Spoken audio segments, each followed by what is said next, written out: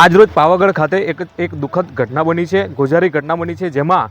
માચીથી જે પાવાગઢ નિજ મંદિર સુધી જે ગુડ્સ પરિવહન જે બોગી હોય છે, જે બોગીમાં અન્ન ક્ષેત્રનો જે માલ સામાન છે એ લઈ જવામાં આવતો હતો અને તેની સાથે સાથે 6 જેટલા જે શ્રમિકો છે એ અંદર જે બેસીને ઉપર જઈ રહ્યા હતા અને ઉપર પહોંચવા જ આવ્યું હતું અને એ જ સમયે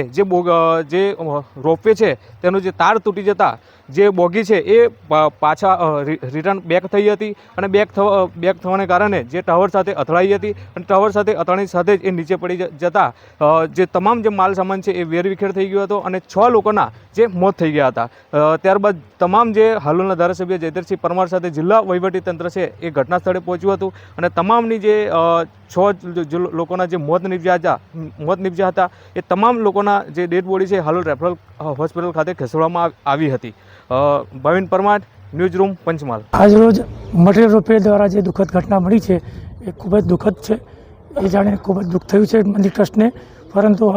પ્રાથમિક તબક્કે એવું જાણવા મળેલ છે કે રોપ તૂટવાના કારણે ટ્રોલી અને સીધા ટાવર સાથે અથડાવાના કારણે 6 શ્રમિકો જે માલ સામાન સાથે હતા તેઓની દુઃખદ ઘટના બની છે અને મરણ થયું છે, જેના વારસોને કે જે લોકોને પડખે ટ્રસ્ટ છે અને તેમને મદદરૂપ થવા માટે ટ્રસ્ટ તૈયાર છે।